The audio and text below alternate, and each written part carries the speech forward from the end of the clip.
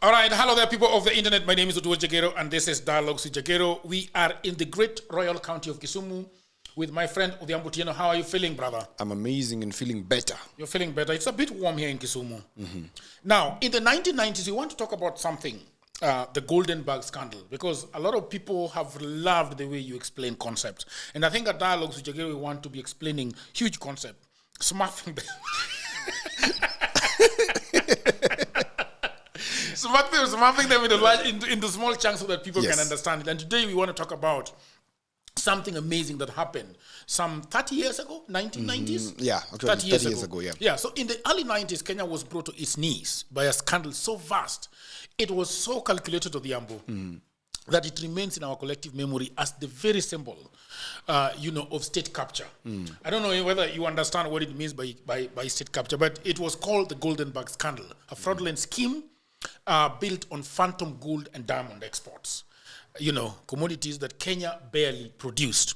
Through Goldenberg International, a private company, billions of shillings flowed from Central Bank of Kenya into private hands. At the heart of all this was one man, businessman Kamlesh Pattni, working alongside a man that people really feared at the time, Mr. James Kanyotu, the country's powerful intelligence chief.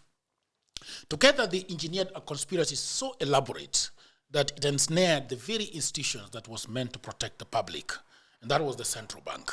Now, who else was involved in this issue? We had the Vice President and Finance Minister, George Saitoti, who authorized the inflated export payments to Goldenberg International. The question that a lot of people have always asked, was Moi, the president at the time, involved in this?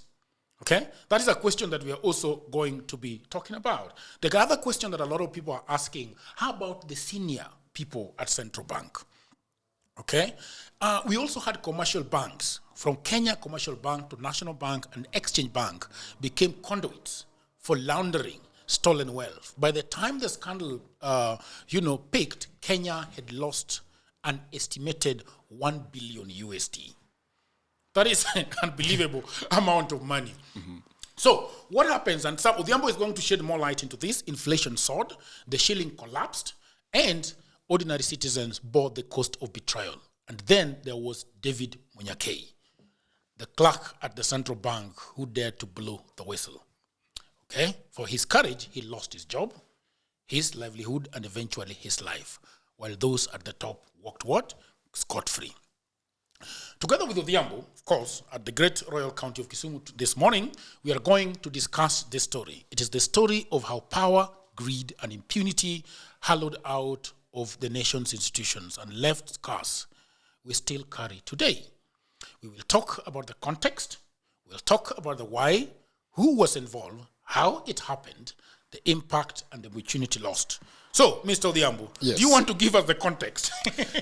Very, very, very good. I want to give you the context of how this Goldenberg thing was happening, because context is everything. Yeah. It's imperative upon us to then provide this education to our audience on why it is important to understand how this thing happened. But before the how, then we go to the context that then provided the fertility ground for this scale of atrocity to be committed.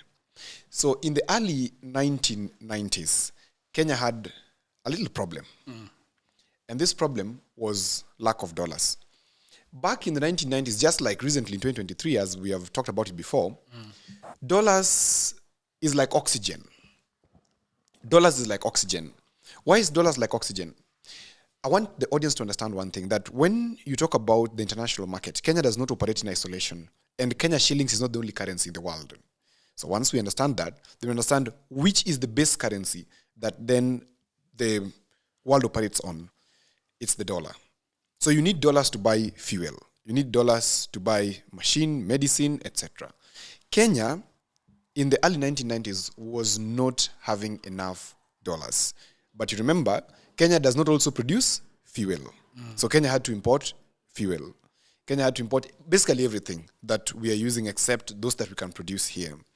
Now, Kenya also had debt obligations, and they had to pay this debt. And this debt is not paid in Kenya shillings.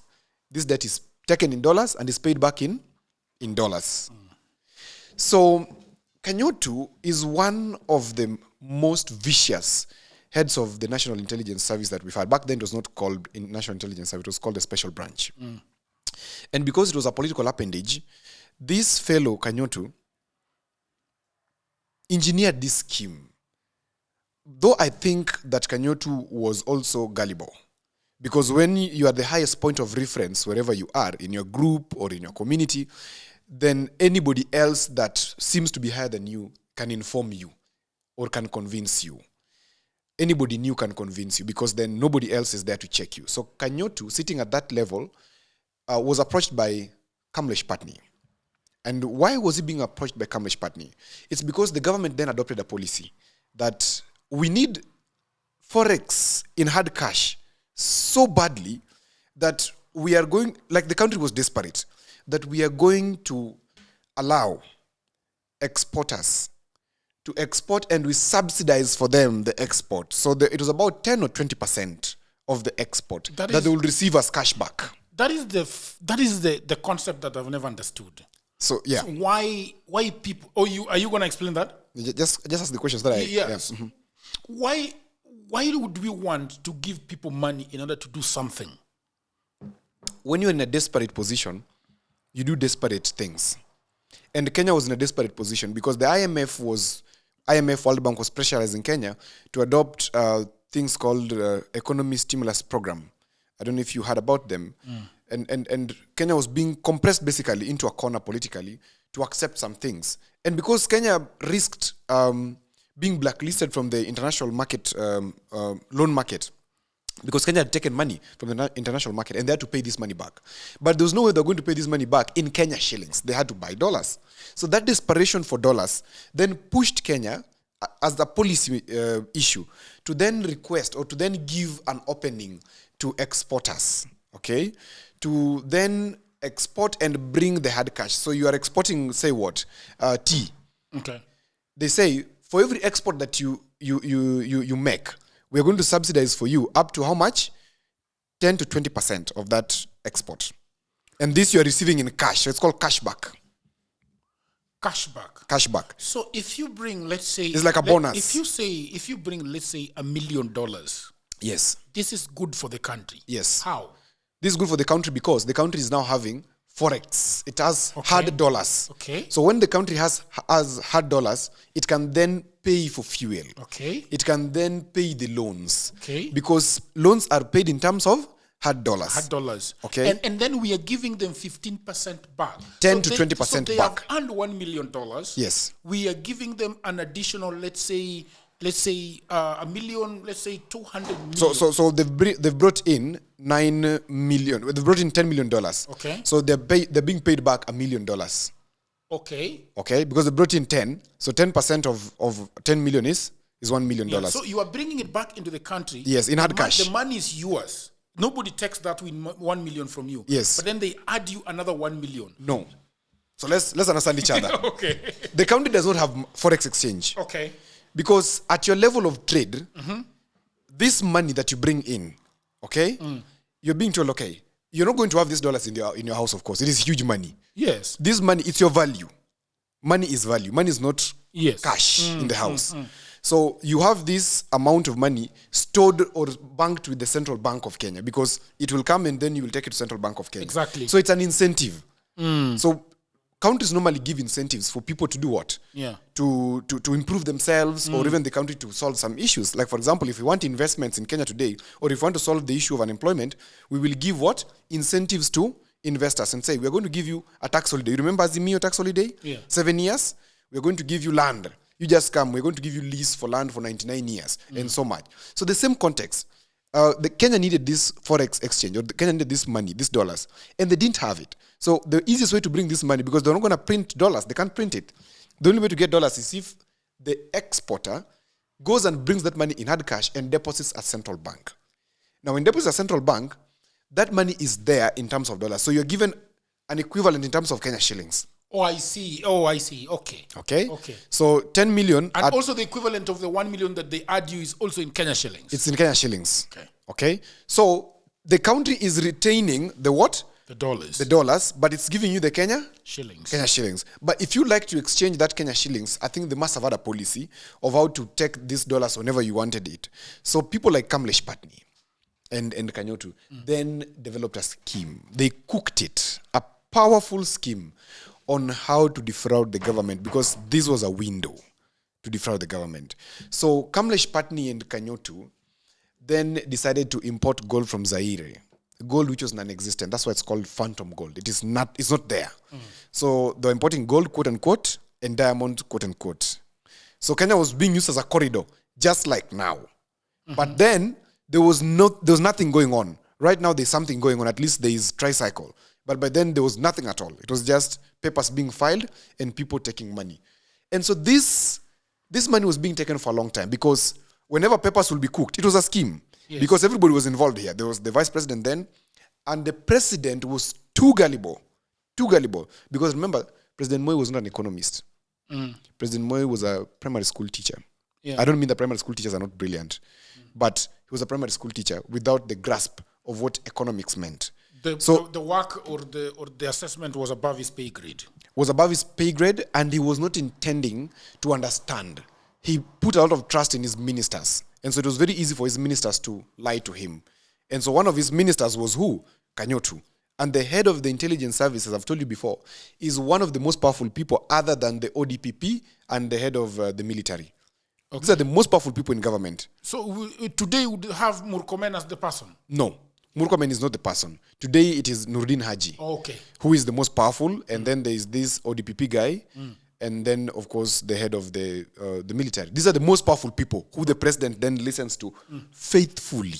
Okay? So these guys cooked the plan. And the money was siphoned out. So Kamlesh Pattni will develop papers, and file them as exports that are made. And you'll be paid this money. So you'd file for, let's say, $200,000, $1 million, $2 million, $1 million, hivo. And you'd receive cash back. So this money, the whole thing is happening at central bank, because central bank is the one that says, okay, we have received money here. Yes. And the person that has brought us this money here is Kamlesh Pattni. Exactly. But there is nothing that has come in. Exactly. But there's no money coming in. Yes. That's the point. And you see, this thing was intended. There was no export. There is no money coming in. There's no export. First, there's no export. Because once there's no export, there's no money coming in. Exactly. But this fellow is being paid. Okay? Because what bankers deal with on the table is paperwork. They don't go to the vault and count. Kamlesh has brought this. But remember, Kenya has had cash printed by Dolaroo that then is stored at the vault of Central Bank of Kenya. Exactly. Okay? So all the central banks, you ever seen these huge trucks with the police lead and chase moving around, these 24-wheelers, moving around from Nairobi to Kisumu to Kisii now, Central Bank, etc. So the money is there in hard cash. But what the country needs was the dollars. But in this case, there's no dollars coming in. But this fellow is filing that he has brought in dollars. And because the head of National Intelligence Service and the vice president and whoever are involved, I mean, you are a very small person there. You will not refuse. You will just be okaying this money to Kamlesh Pattni. By the time we're realizing how much had gone, 10% of the GDP then, which equals to 158 billion. 158 billion. Now, 158 billion then, today is about 1.6 to 1.8 trillion Kenya shillings. How do you get to that? You calculate. Because if it was 10% of the GDP then we were having an economy of about how much? Not certain, but today we're having an economy of about 3.9 trillion. If you calculate 10% of that, will be somewhere around how much?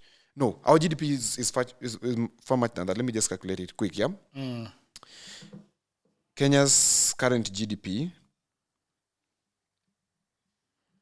Quickly, there we go.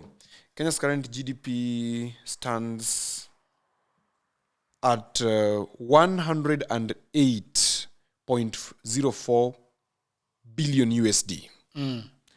Okay?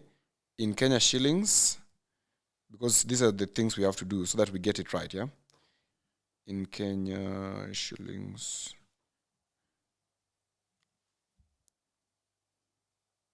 That is 16.2 trillion. That's the Kenya nominal GDP. 16.2 trillion. So if you do 10% of 16.2 trillion is 1.6. That's what I was saying to is 1.6 trillion. Okay. Okay? Because of inflation, etc. So 158 billion in 1990s is today 1.6 trillion. Thereabout. So I'm giving it on the lowest 1.6, the highest 1.8 trillion. Okay? So this is the money that was lost then through Goldenberg. And now you've said there's this guy called Munyakei. Yes. Of course, you have people of goodwill in the country who see things and they're like, no, something's not making sense here. Because we are paying out these monies, but it does not reflect. There is no actual money in there. And remember, by then it was very dangerous to speak. And this fellow decided to do what? To speak. And that's how we understand the context of Goldenberg. Yeah. Okay. Let's go ahead. Yes. So then we move to the next point, which is, how did this happen? Or why did this happen? I think I've explained a little bit of why did this happen, because Kenya was desperate for the dollars. And it actually needed the money so badly so that it could continue the exports. By the way, Jagero, if Kenya then defaulted on the loans they had, remember countries always take loans. If Kenya defaulted on the loans that they had then, because they didn't have dollars, what could have happened is that we could be blacklisted, and today Kenya will not be able to borrow from the international market. That means our development will have stifled. Okay? Also remember, around 1992, 1993, just around the time I was being born, there was this printing of money which was just obnoxious in Kenya. Because somebody must have advised the president that the Uganda way, that, we need to print some money so that we make more money in circulation. We have more money in circulation. And then the Jirongo thing happened. Remember the YK92? You were also young. I was barely speaking. What tell us about the Jirongo thing? So Jirongo was one of the YK92 henchmen. Together with a team where now even the current president was part of, but though he was the small one amongst them. Because I remember I have seen a picture of Jirongo actually inducting him, is that the word, to parliament? And he's a very shy man looking around, actually waiting for somebody for his time to sign the book. Actually, President Ruto used to be Jirongo's driver. Yeah. In the way, this politics thing, you have this guy who's driving you, but he's a university student. Then he's co-opted into the YK92 and they become big. People grow. So when was he selling the eggs? I don't know about the story of him selling eggs. But we have heard that about Ruto selling eggs. I think it must have been something. Of course, Ruto comes from a poor family. His mom and dad are not notable. Are not well to do. And not really well to do. They're not notable. Let me use that. Because to some people, living in the rural area and having a house. A typical hustling household. Yes, a typical hustling household. Typical rural Kenyan household. That is where Ruto got the word hustling. Hustling, yeah? Yeah, but I think he was a chicken seller though. Yes. Because his passion for agriculture is still evident in him to date. So anyway, President Moi and his team, and especially this YK92, wanted to control the politics then. And President Moi's politics was largely about patronage and money. And patronage goes with a lot of money. And they needed money to bribe the voters because President Moi was unpopular in 1992. You remember, during around that time, we had the issue of multi-party democracy. Yeah. He was very unpopular. And so... Unpopular where? Everywhere. Really? Yeah. Remember, the Kikuyu elite did not want President Moi to continue serving. It was a passing cloud to them. Okay. And he had served now from 1979. We are in 1992. This guy had overstayed according to them. Yeah. This guy needed to go. And if you remember, some of the top people who used to advocate for change were coming from Mount Kenya. In fact, anytime you see liberation... Kenneth Matiba. Yes, Kenneth Matiba, Kibaki's, etc. They were mostly coming from Mount Kenya. Anytime you see liberation in Kenya, always look at where it comes from. It comes from Mount Kenya. Liberation parties, okay? So Moi was very unpopular, and so he needed special purpose vehicles that will help him catapult himself back into leadership. Perhaps also we could I don't know whether we could touch on it, but I wonder why Moi was very unpopular then. What was the reason for his lack of popularity? Something changed in Moi in 1982 when Ochuka did whatever he did with the coup. Yes. That thing changed Moi fundamentally. In fact, historians have written about it, that Moi was a very calm person up to the time of 1982 during that coup, because these people dismissed Moi and even thought that he could be dislodged from power through a simple coup. Yeah. And after that, Moi became strong-handed, and he wanted now to make sure his stronghold on power was very firm. And through this, he did it through patronage, he did it Yeah. through, you name it, all the tricks. There was authoritarian rule. Yeah, Whose regime was he increasingly became seen as very dictatorial. Yes, he became very dictatorial. There is the repression of opposition throughout the 80s and into the 90s. The Moi regime used its security forces to harass, Correct. detain, and torture political opponents. He was also harassing journalists and human rights activists. Yeah. Then there was also the murder of Robert Ouko. Yes. That pissed off a very large population. I'm reading here that the murder of Robert Ouko actually, sent the entire country into panic mode, including the central region.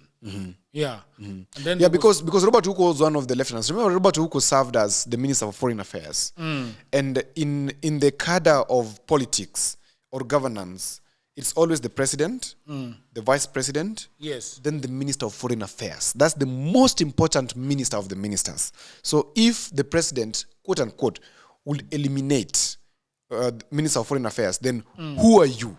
I think that was the feeling. Who are we? Because this guy could easily sweep us if he could eliminate who? If he could eliminate Robert Ouko.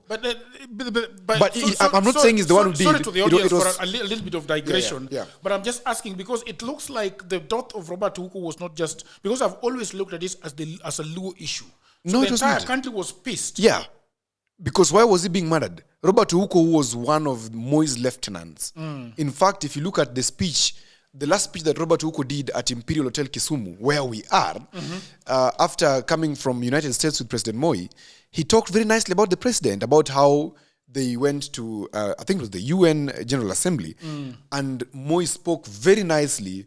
And it was actually giving feedback to the Kenyan people on how Moi was so well received. Yeah. Now, the reason as to why Moi took the hit, I don't believe Moi is the one who killed Ouko. I believe it is Biwott. He's dead, he can do me nothing. In journalism, you say Biwott is not here to defend himself. Except this is not journalism, this is podcast.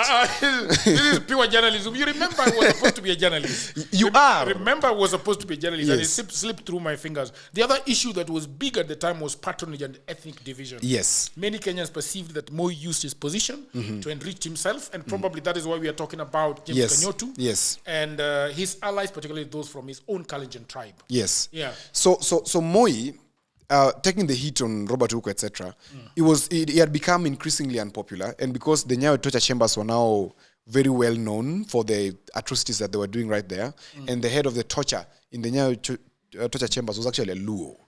I've just forgotten his name, but it was a Luo, the person who was torturing Wakina Raila. Yeah. So the opposition was gathering steam, and they wanted to deal with President Moi. Okay. And so Moi had to develop special purpose vehicles, or rather, special purpose vehicles had to be developed to come to help President Moi in terms of campaign. Let me tell you, Jagero, politicians at their seats are very scared because getting to the top is not a problem. Staying at the top is the problem. And Moi was facing just that challenge of staying at the top. Now, this happens, and of course, Jirongo and team come to him that wao ni vijana wa KANU, vijana wa mzee. The umuhonto wesizwe of KANU. Yes. These ones who are ready to break bones. And they're actually breaking bones because Jirongo has said it recently in his interviews that the YK92 was not a joke. They went out to decapacitate their opponents or the opponents of the president. With this, they needed money. A lot of money. The first time anybody ever saw 500 shilling note in Kenya, it was during the YK92 time. Because they were specifically handed, YK92, the 500 shilling note. And they're using it to bribe people and to get their way through. And so much money came into the market that then inflation rose exponentially. Okay. And Jirongo cannot excuse himself from the fact that him and his cabal were in charge of the inflation between 1992 and 1994 because of this introduction of money which was based on nothing again. Okay? So this said, Jirongo has been clamoring and wishing well for the country for some time now through Alpha House podcast. Do you think he's genuine? Jirongo is atoning to his sins. Because as you grow, he has got a Jesus moment. Not really a Jesus moment. Normally, when people grow old, when you have the chance to grow old, then of course you will look at the mirror and reflect upon your life because you spend a lot of time alone as you grow old. And Jirongo is coming to that moment of wanting to clear his name and moving on as a clean man. Although he's not clean, but we also appreciate the signal Because from his mistakes, we can also appreciate that, okay, this guy did some mistakes, but is willing to talk about it. Why do I have a feeling that Jirongo is just bitter? Because he's not at the same table with President Ruto. Because if Jirongo was at the table with President Ruto, would he be running around having a Jesus moment? Because I feel like everything that he's doing, even and that goes even to Gachagua. Is he really sorry for it? A leopard rarely changes its spots. And I also believe what you're saying is true. The spots can only become blurry, but they don't change. So, of course, Jirongo could be feeling some type of way. Old age, an irreconciled old man is a very dangerous person because he's a very bitter person. And I'm not saying that Jirongo is bitter. I think he's atoning, so at least to do away with that bitterness. But also, I think it is lack of honesty in himself to go and speak to President Ruto in a way that they can move. Because Jirongo is still loyal to the Ruto young man in 1992. That identity of Ruto young man in 1992 is no longer there. There is another Ruto. Because people change every day. Jagero, the people who are also loyal to the Jagero they knew, who was suffering in Nyawita, in Kisumu, the one who was walking. You have to talk about my suffering. But you suffered. You suffered like a dog. We were growing up in a toughened environment. You're prepared for the road. Yes. Yeah, so I think Jirongo is atoning. Yeah. Now, that said, Jagero, this export compensation scheme that was introduced then was meant to invite modelers to stabilize the shilling because the shilling had lost value. As you've said, the shilling collapsed because of this introduction of political money. And it was quite a sum of money because some of these people bought properties. Jirongo would loan people up to 100 million during that time. He could loan 50 million shillings without people needing to go to the bank. So what amount of money? He had it in his house. He had it in his house, a lot of money. And we have people like President Moi, who you must have heard that there's this culture that is in State House to date, where when guys go to State House, they come out with a lot of money stashed in their pockets. Moi would, when you're invited, in fact, Tom Malila can tell you. Remember Tom Malila? Yes. Tom Malila is one of Tom Malila, Atuoli, Dalmas Otieno, now the late. These are some of the Kanu stalwarts who would tell you that when you visited President Moi in State House or in Kabarak, you needed to go with a long trouser that the pocket was modified because you can't go with a normal pocket. The pocket needed to be modified to be as long as the trouser was because Moi would tell you, Ingia, Jugua, and you had to take and put. So if you go with a normal pocket size, this normal pocket, you'd only come out with 200,000 or something. But you go on with so deep pockets that you stash a lot of money because you're told, chukua, you're not given. Chukua. And that money, of course, spoiled the economy. And the export the export compensation scheme then came to be. And this is how the theft happened. Now, that said, let's look at who was involved. Because that's a very important point. Now, in terms of who was involved, we had a very young man.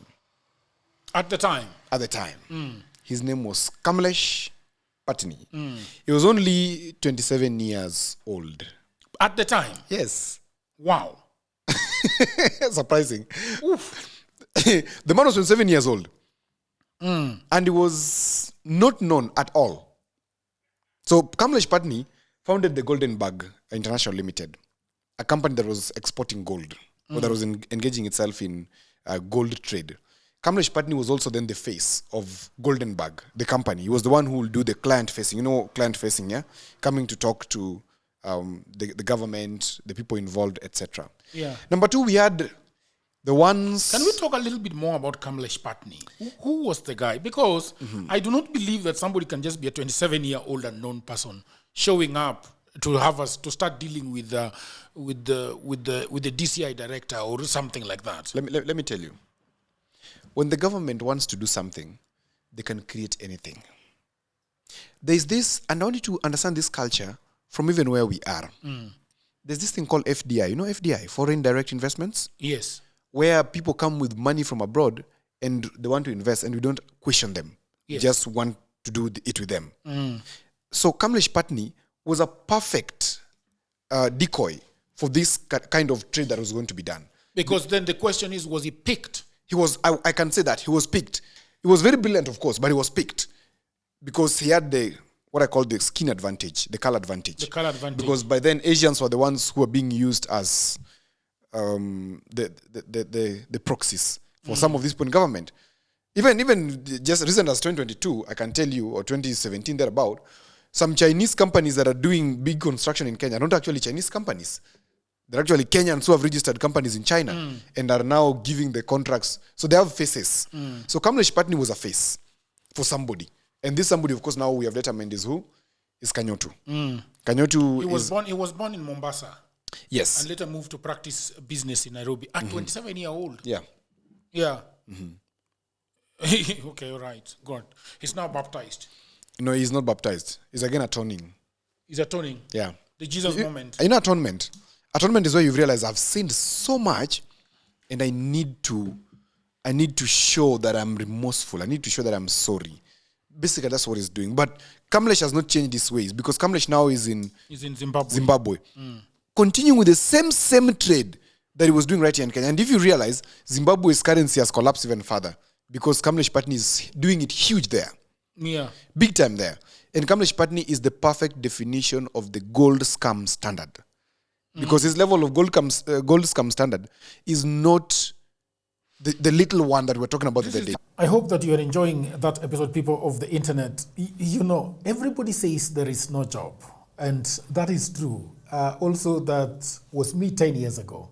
The problem is that everybody is trying to get a job in their own town, in their own city, in their marketplace. They ask friends for jobs. Mothers call uncles. Uncles call fathers. But there are no jobs, right?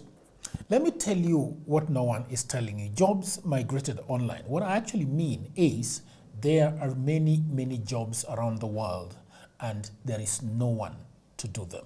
I have worked for a long time online, I think more than 10 years. I work for Americans, I work for Europeans, I work for the Chinese, the Australian, Canadians, the Ugandans, name all of them. And last year, I had a eureka moment. I said to myself, you know what? I should compile what I have been doing for the last 15 years. So in 2024, I wrote a book called Gold Mine, 18 Side Hustles for Africans. And it sold a lot of copies. In fact, I was going for, sometimes I was receiving 500 orders in a day.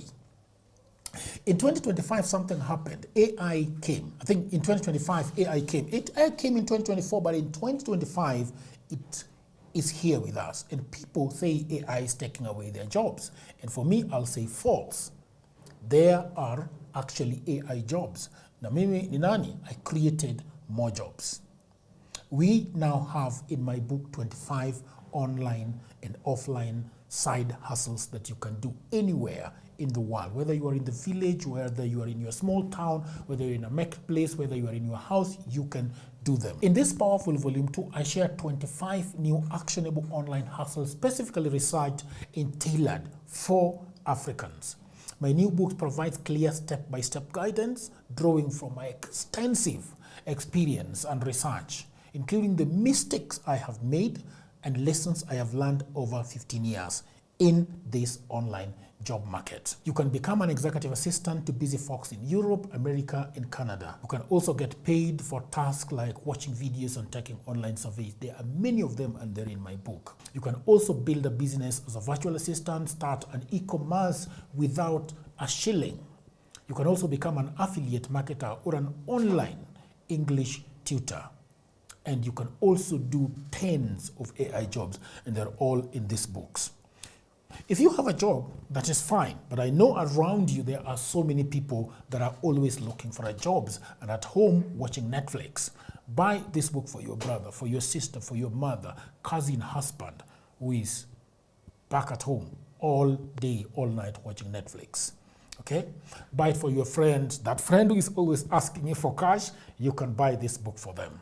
All the information is in the description below. You can also inbox me, you can WhatsApp me, or you can go to my website, which is oduorjagero.co.ke. The book is only 1,000 Kenya shillings. Or if you're anywhere around the world, the book is $10. So thank you very much. Back to programming.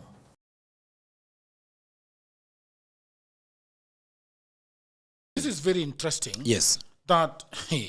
This is very interesting. An international gold smuggling and money laundering network exposed by Al Jazeera's investigation. That is recently. That's just 2 years ago. unit has been sanctioned by the US and UK government. The measures, including asset freezes, confiscation of property, and travel bans, target Kenyan-British businessman Kamlesh Pattni. Pattni allegedly bribed officials in Zimbabwe to earn illicit profits from the country's gold and diamond trade. He's also accused of moving dirty money using his global business empire that extends from Zimbabwe and Dubai to Singapore and London to launder it. Across the globe, when corrupt actors like Pattni choose to exploit openings in governance structures to benefit themselves and their cronies, communities suffer and public trust is undermined. Those are the words of Acting Under-Secretary of the Treasury for Terrorism and Financial Intelligence, Bradley Smith, who released a statement. Yeah. So Kamlesh Pattni is the true face of money laundering, of like his level is not a joke, Can I read Jagero. for you something? Please read. Because Yeah.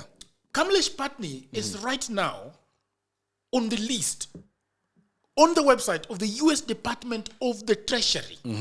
Remember, he conned our Treasury, which is central bank, in 1990. Yes. And up to now, so can I read you just a little bit? Today, and on International Anti-Corruption Day, the U.S. Department of the Treasury's Office, the Foreign Assets Control, is sanctioning 28 individuals and businessmen involved in the gold smuggling and money laundering network based in Zimbabwe.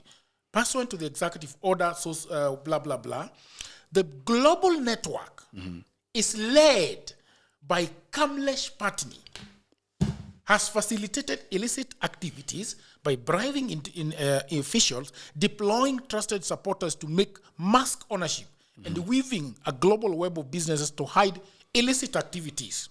This is what they say.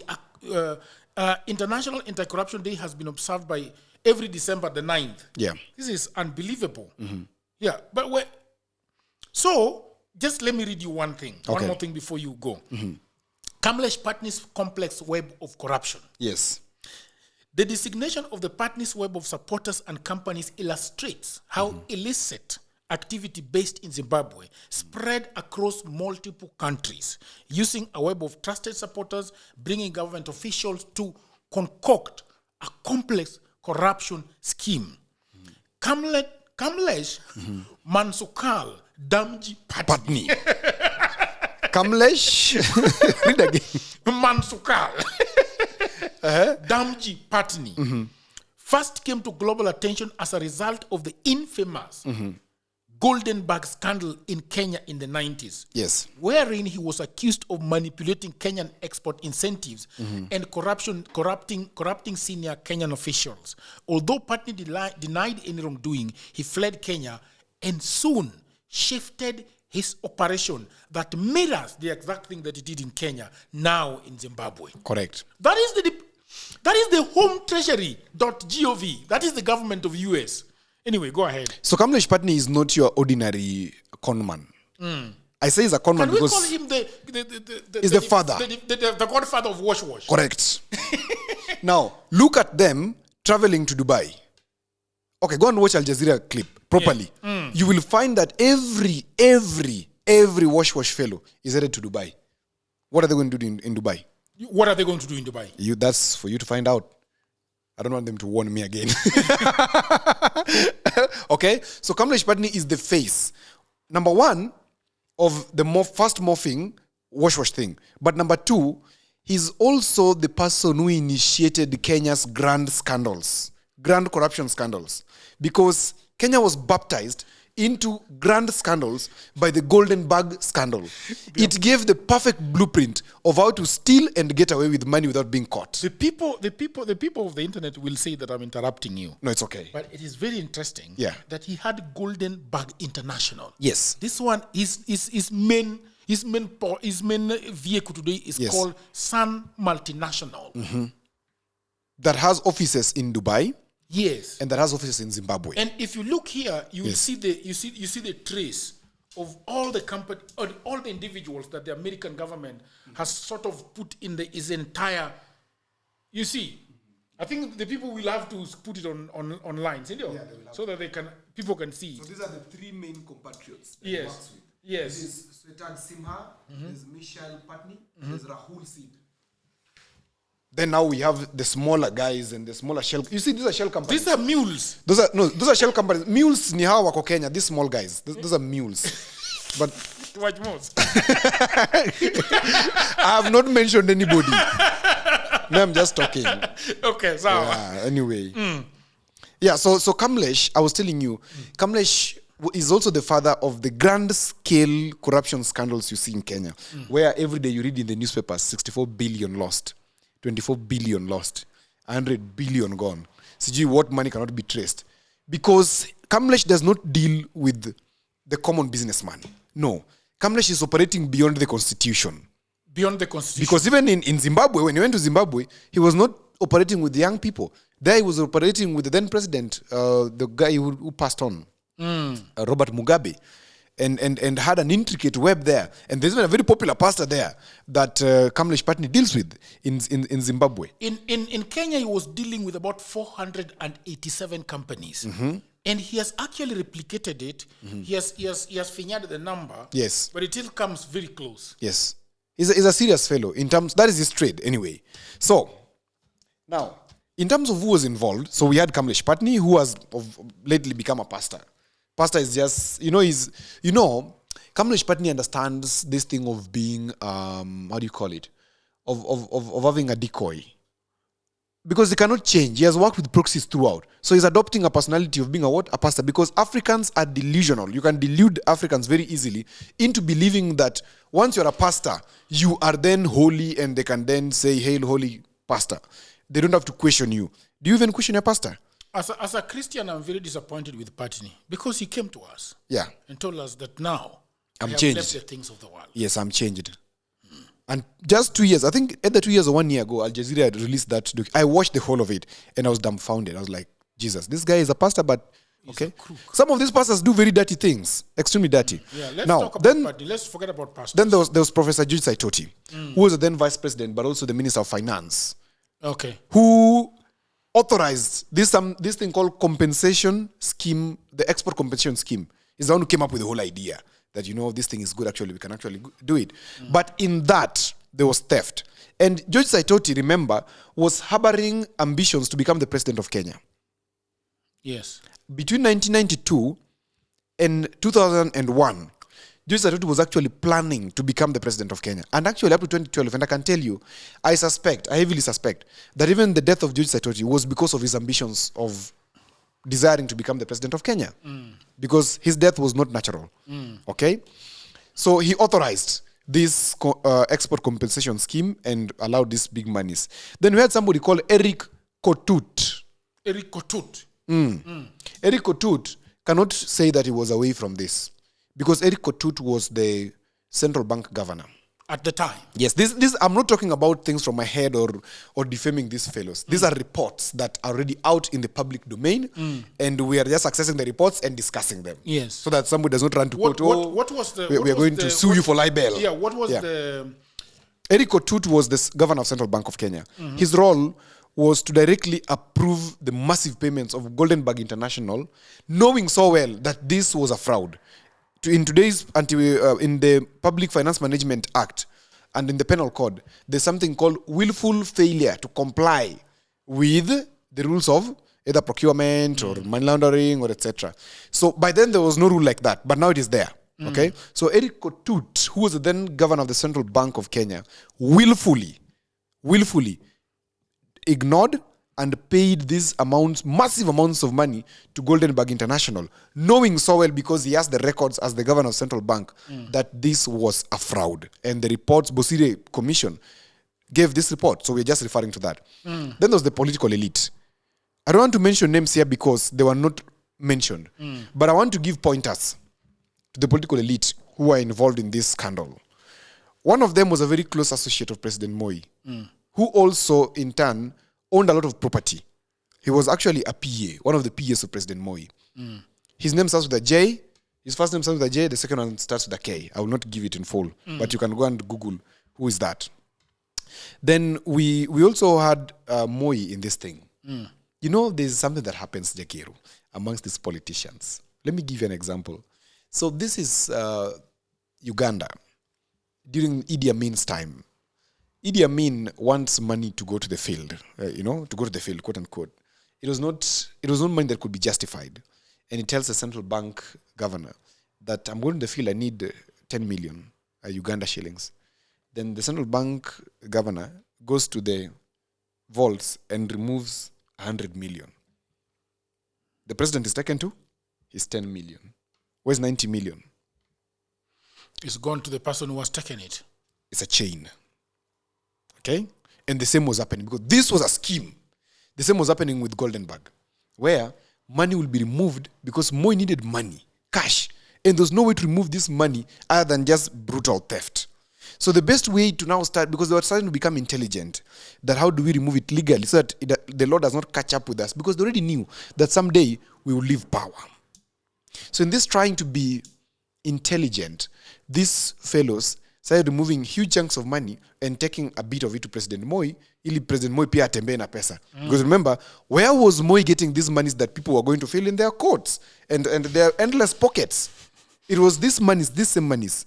So Moi is directly implicated in Goldenberg. If Moi were to ask, where is the money, they will say, we gave it to you. Yeah, we gave it to you. And you are telling people, enda uchugue. Exactly.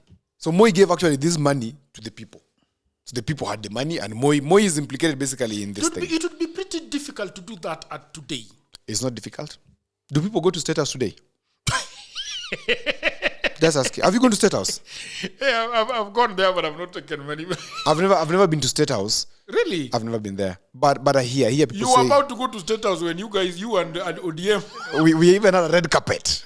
You guys... Do you know... You guys were even trained. We were trained by the protocol team of President Uhuru Kenyatta. We were actually integrated. What does that mean? Like, the protocol team had come to our team. Okay. And we were already trained and already assigned roles that you're going to be... You're going to be...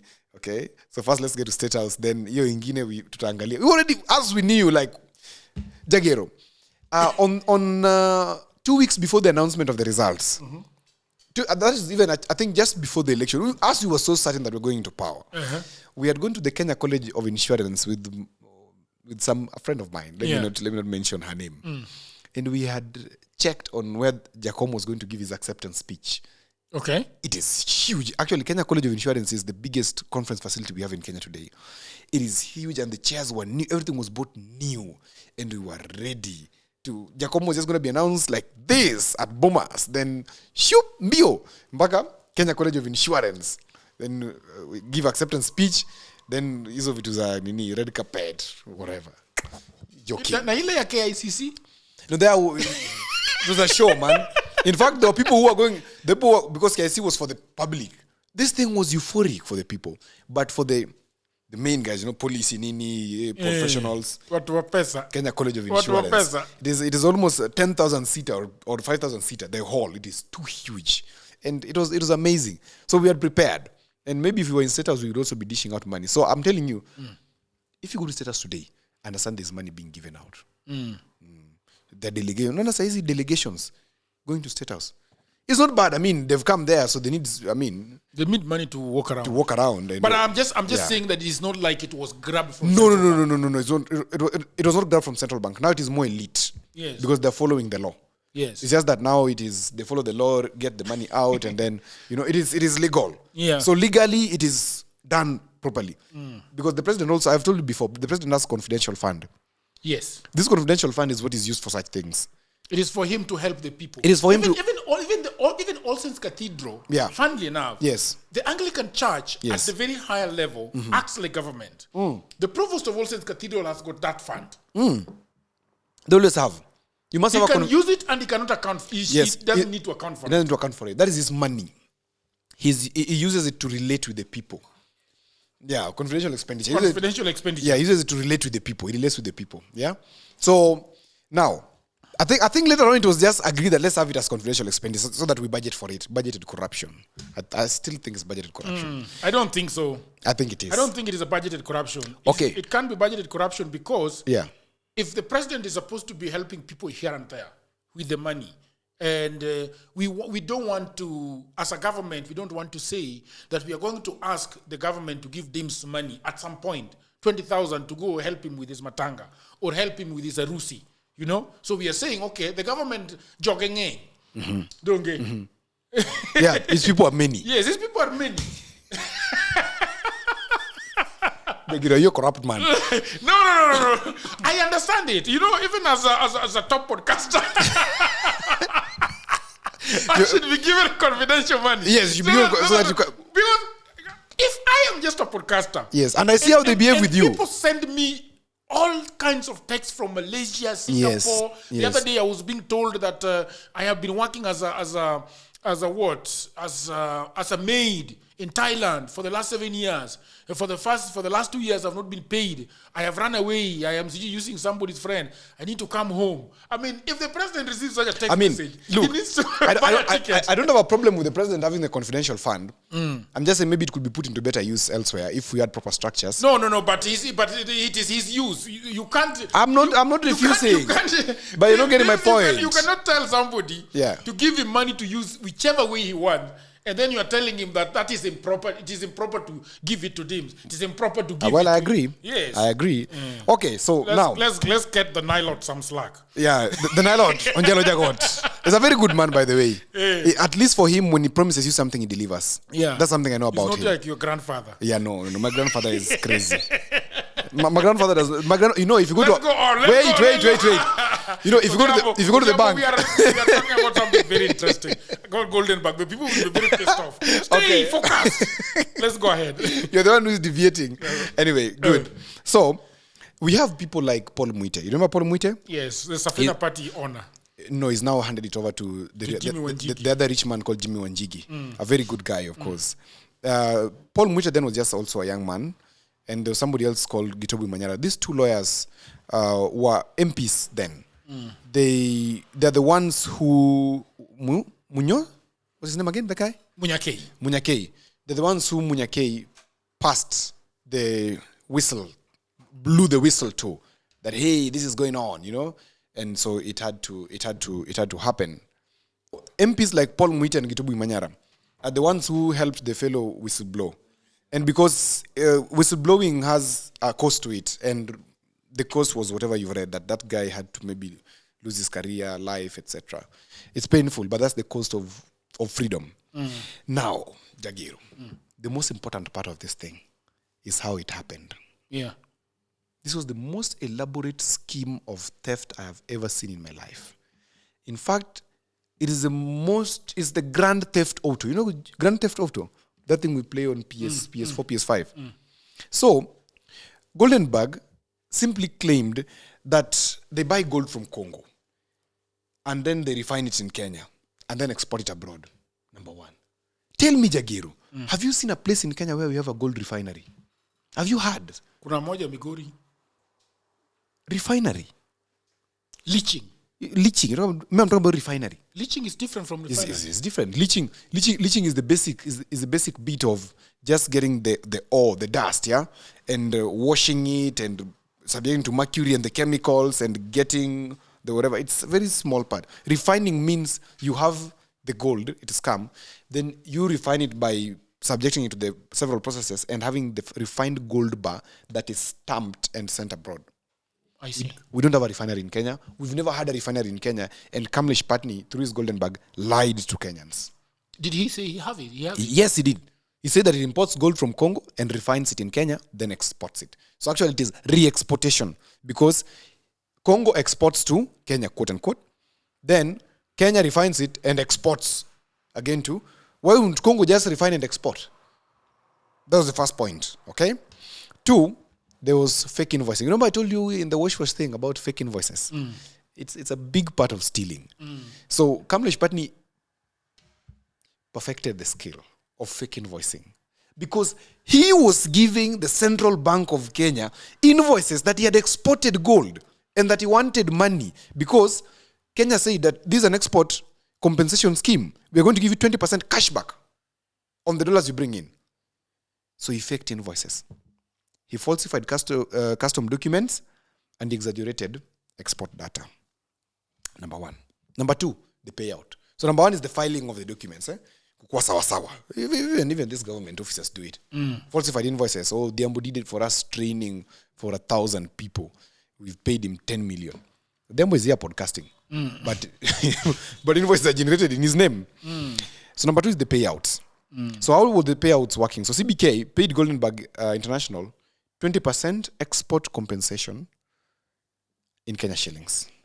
Remember I told you that you bring the dollars, then because the state needs the dollars, you're given Kenya shillings. Because Kenya has the Kenya shillings, but it's useless in the international market. Okay, unless you go and trade it. And who do you want to trade it against? You cannot remove all the money. So you're paid in Kenya shillings. Okay, so this 20%. I think Saitoti at some point pushed it to 35%. Oh, really? That's interesting. Yes. Yeah, because the money was fat. 20%, and then Saitoti added 15%, authorized 15% more. So that 15% must have been his in preparation for his presidential ambition. Yeah. Which would come later, and Yeah, because Moi taught Saitoti that you can't do politics without money. Yeah, and so that happened. Then we had the political cover. But let me say this: during the payouts, the forex, the dollar never came to the country. Do you hear me? Yes. The dollar never came to the country. But Kenya chucked out cumulatively 158 billion Kenya shillings. Like walipeana, they didn't receive nothing for it. That is the true supply of air. The true supply of air is Goldenberg. Nothing comes in, but we live with is mind-boggling. Now, then we have the recycling. No, there's the political cover. That's number 3. In the political covering, it looked like this guy was doing so well and bringing in dollars into this, okay? So this guy was given these Kenya shillings, and this Kenya shillings was channeled abroad, and it was brought back. Yeah? Do you know the channeled abroad? I told you. They go with it, hard cash, and then they go and exchange it there at exorbitant exchange rates, whatever it was. It is free money. They only need the dollar. So they will sell it for anything. But they will go and negotiate for the best rate, of course, because Kenya shilling was not that bad against the dollar back then. They will go and do the exchange, and they will come back with the hard cash in terms of dollars, and it will enter Kenyan politics. And that is how politics of Gonya started in Kenya. And it was perfected under Kamlesh Pattni, where people will now be like, when rallies are called, people are paid to attend rallies. Initially, people were not paid. To just kanu, and people actually desire us. It's very interesting that even us podcasters, when we want to do a live for political headache, people are asking us for money. For sitting allowance, quote unquote. Yeah. So now that's where it came from, because the money was too much, and politicians are now competing who is going to pay more. Because guys were like, okay, you are going to Jagero. Jagero is popular and he's good and he has policies, but me have the money. You come attend my rally, I'll pay you. So people started going to the guys with the money, and that's how our politics was. Kamlesh Pattni is the cancer. In fact, it's the tumor, the malignant tumor that set into Kenya's skin, that then exploded in us cancerously to the extent of political bribery, to the extent of grand corruption schemes, etc.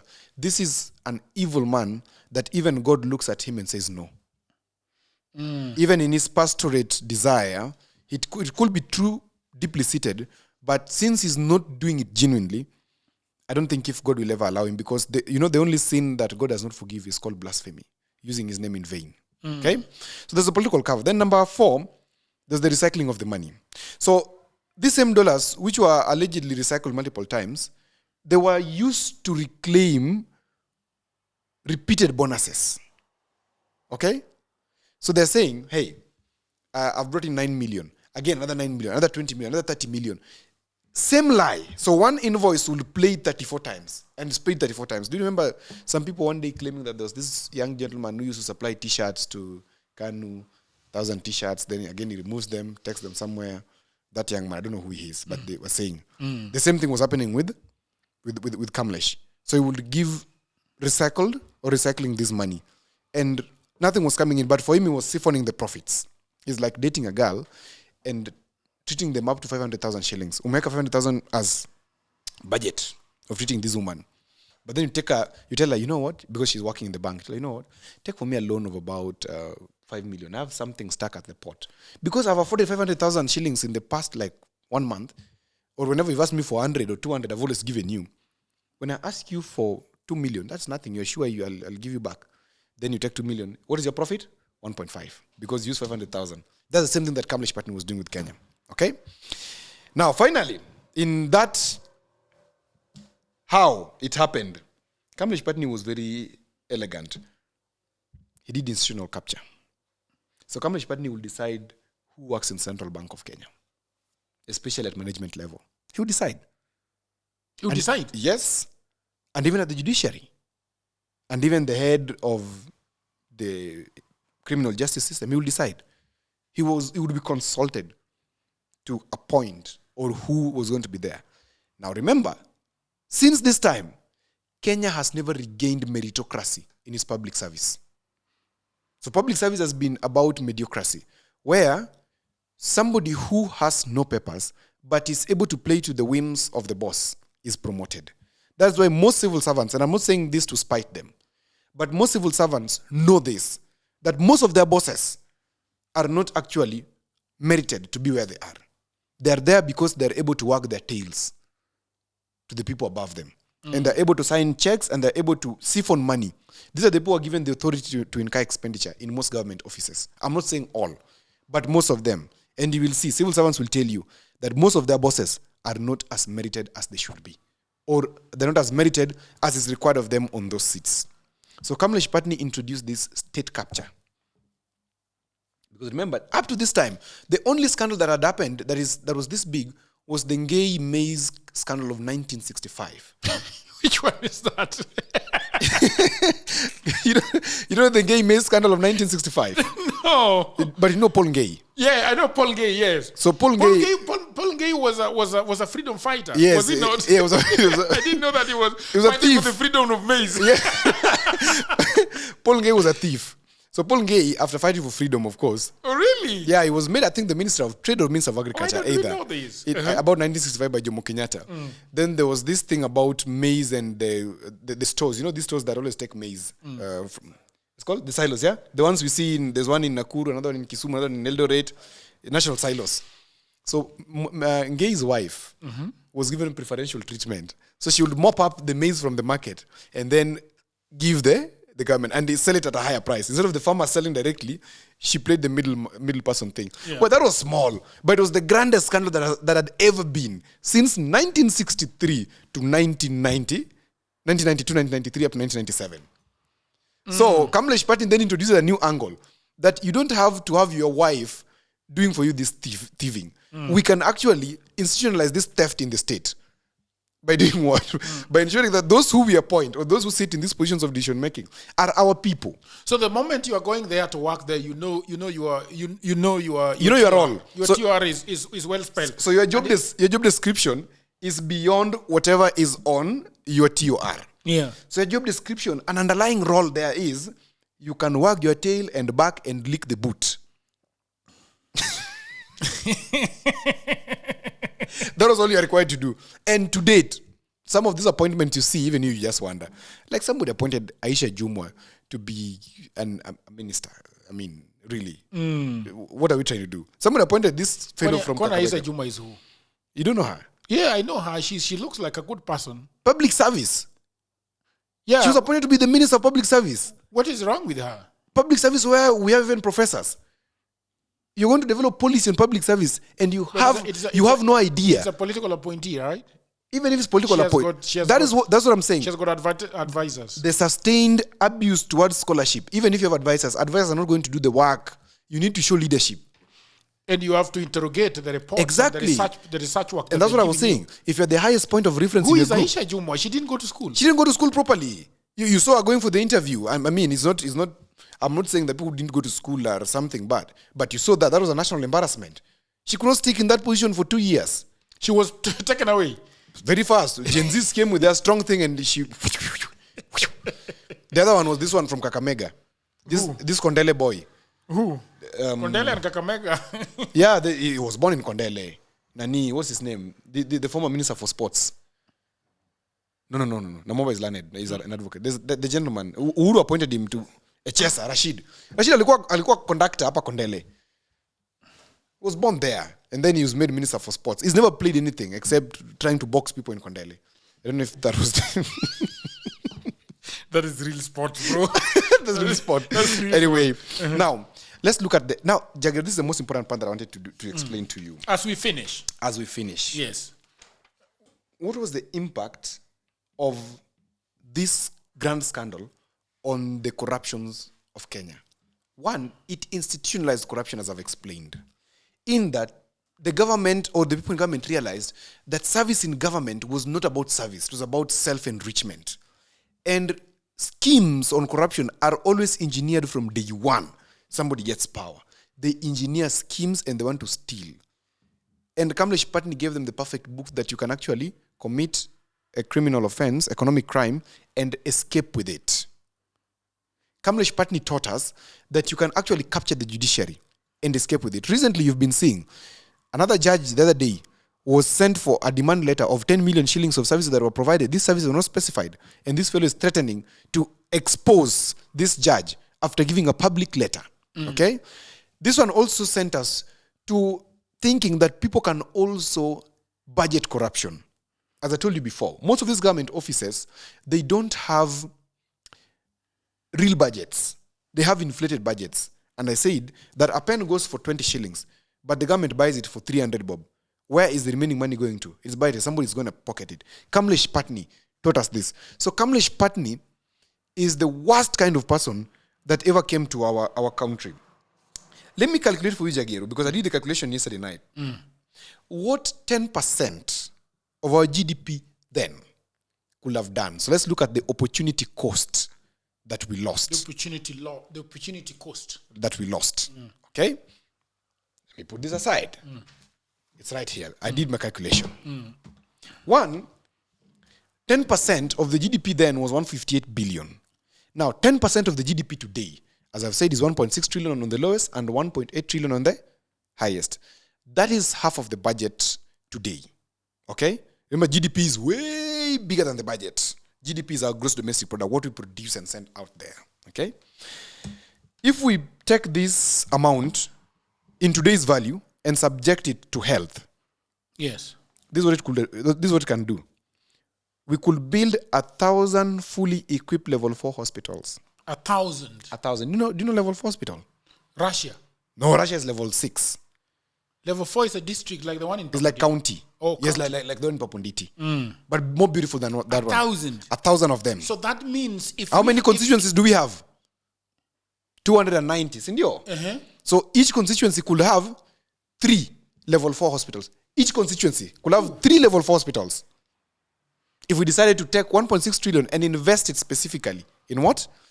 That 158 billion then, let someone not lie to you that 158 billion then is different from 1.6 trillion now. It is the real thing. Because 1.6 trillion now, if you cascade it back and count or calculate the inflation, it will still bring the same value. So we are talking about math, not imagination. 1,000, fully equipped, fully, not just building. It is building and having diagnostic machines, having beds, 300 beds on the minimum inside there. 3 of them. Our constituency is very small. So imagine you driving from Nyakach. So Nyakach, we will have one on the plateau. So we'll have one on the plateau. We will have one around Nyando, around Rai. Around Rai. And the other one around Kosa. Kosa or Nyakwiri area. Yes. Nyakwiri area actually. Yes, that will be sufficient. That will be very sufficient. Now imagine in Nairobi, how many hospitals could we have? Okay.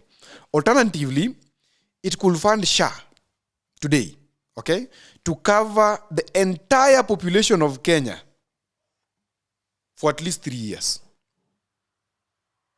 If we take 1.6 trillion and put there, at least, like now we don't know what sicknesses are coming, but on the worst, because if we fund SHA completely to the end, SHA cannot consume more than 200 billion in a year, okay, to treat every Kenyan if they are sick. Let's look at education. In education, if you see Kamlesh Pattni, please stone him. I'm inciting you, please stone him, because in education, it could construct 50,000 new secondary schools in Kenya. 50,000. How many constituencies do we have again? 290. 290 divided by 50,000. How many will we have per constituency? How many? Calculate. My calculator is off. Okay? That means I am averaging that construction of a school will go for between 30 to 35 million shillings. We will construct 50,000 schools. Okay? We could also alternatively hire and pay salaries for over 500,000 teachers for 5 years. For a presidential term. For a presidential term. We just say 1.6 trillion. Tumeweka kwa walimu. There will be no teacher who will be having a TSC number or having a BSc education, BEd education, BA education, or diploma in education and sitting home unemployed. All of them will be employed. And we will be having a shortage and will import more teachers, even from Botswana. Just the same way Botswana imported from us. Okay? In the other front, we could provide free secondary school meals for every child. Actually, free school meals for every child in primary and secondary school in Kenya. 3 meals, if we had that money. Okay? Infrastructure-wise. So I've done health, education. I'm telling you infrastructure. It's right here. Yeah. These are calculations I did yesterday. If this money was put into use properly, we will build 2,000 kilometers of dual carriage highways. Do you know 2,000 kilometers? 2,000 kilometers from Sori to Mombasa. That's not even 2,000. That's not 2,000. That's roughly 900. Cape Town. Nairobi to Kilifi. Twice. Narudi. So which means let's divide. We could have the Kisumu Nairobi dual. Kisumu Mombasa dual. Yeah, Kisumu Mombasa dual. That is one corridor. I'm dramatic. That's one corridor. Then another corridor, let's say from Moyale down to Namanga, another dual, so that we have the country divided. Dual carriage, 2,000 kilometers. Alternatively, we could pave 20,000 kilometers of rural access roads. If you see Pattni again, do what? Stone him. Now, let's do water and sanitation. In water and sanitation, we could sink 100,000 boreholes across arid and semi-arid counties. You hear these people in Machakos crying for water. Kitui, Makueni, Wajir, Garissa. Mandera. How much do you think it is to sink a borehole? 600,000? It depends, of course, with the depths. But let's put it at $1 million. So let's put it at $1 million averagely, because they always charge about 700,000 averagely. So let's have $1 million. Now for me, I've put an average of 15 million per borehole. With the tank? Everything. I've put 15 million. Yeah. So that it is operational. We could sink 100,000 boreholes. We will never have water issues in Kenya today. These are lost opportunity. Oh, it is a water one that is hurting the most. This one is painful because you come from Nyakache where there's no water. Where we drink River Nyan. Yeah. This is clean, safe drinking water. Okay. Alternatively, we could build large-scale water treatment plants in every county to ensure clean, piped water. Large-scale water treatment plants. 1.6 trillion. The guy cutted it out. Now let's say water is nothing sour. God gives us water. Let's go to energy. We could install solar mini grids for all off-grid villages at minimum of 2,000 sites at Kenya shillings 200 million each. So let me tell you, like counties or constituencies which are off-grid. Let's look at Let's look at Wajir, Mandera. Those ones that are Isiolo. No, Isiolo is good. Isiolo is good. The half diagonal. If you cut Kenya diagonally, that upper part, Turkana, Moyale, Mandera, Garissa, Hapo. Yeah? We could have 200 solar sites there. Because Kenya Power, ili fikishe moto huko ni shida. We could have 200 solar sites. And those people are catered for electricity. 1.6 trillion is not so much money, by the way, but it's too much. Alternatively, we could provide, listen to this one, we could provide subsidized electricity connections for 10 million households. Subsidized electricity, it means we could say, you guys just have electricity. Government will pay. Because it's 1.6 trillion relaxing somewhere. Let's come to housing, because we're about to finish. Housing and welfare. We will build 500,000 affordable housing units, each of them costing 3 million shillings each. We can build 500,000. That will cater for 500,000 houses. 500,000 houses, assuming that averagely 5 people live per household. Or let's just say 3. 5. Father, mother, child. Let's just say 3 times 700,000. That is 1.5 million people catered for. That you've lifted 1.5 million people out of poverty, literally, because housing is a very important issue. Social security, okay? You could also fund social protection for the elderly, the orphans, the vulnerable families for 10 years without borrowing. That is the opportunity that we lost because of this Kamlesh Pattni, the Goldenberg. Now, this is Goldenberg alone. People of the internet. This is Goldenberg alone. If we cascade this and come to all the corruption scandals, I've already done the research. Someday we can do part 2 if the audience wants. And we do the opportunity cost, and then we'll tell these politicians one thing. Which other the Kibaki scandal is the Kibaki scandal is called Anglo-leasing. Anglo-leasing. Oh, there's there's so many. If we do all the corruption scandals, we will tell you why Kenya has a missed opportunity just because of corruption and nothing else. Because we would have been, in my analysis, we are actually at par with Singapore in terms of the money we have produced and the infrastructure we could have put in place. Up to date, Singapore will be seeing dust. Thank you very much, people of the internet. That was amazing. This is Odhiambo Otieno at Dialogues with Jagero. We have been talking about a lot of things, how money gets lost in Kenya, and the lost opportunities that we might have had if that money was in our pockets as Kenyans. Thank you very much. The reason why I would like you to subscribe to this podcast is because if Odhiambo had just seen 2 subscribers, he would not be coming here to spew wisdom. So I want to bring other people onto this podcast, people like President Ruto, to tell us about the dreams they have for this country, and many, many, many other people. So what is very important is that you like my podcast, and 70 to 80% of the people that gather in the evening, in the morning to listen to my podcast are not subscribers. So if you're not a subscriber to this podcast, I would invite you to please subscribe and hit on that notification bell so that whenever Odhiambo is coming with another, Anglo-leasing scandal, you will be duly notified. So please consider subscribing. I want to reach 1 million subscribers, and that can only happen if we get that 1 subscription from you. So please consider us if you love what you're hearing every other day.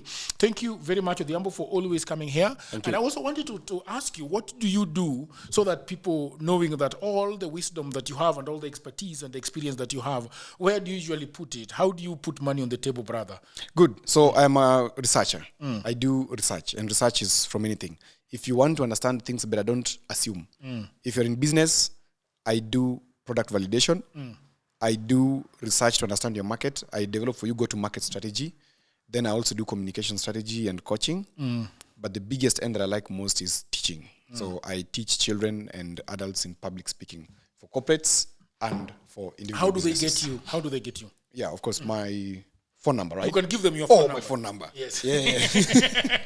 Give them your phone number. My phone number is 0704-341-733. Good. On my Instagram, my LinkedIn, Odhiambo_PR. Okay. Thank you. Thank you very much, people of the internet. Until another episode, bye for now.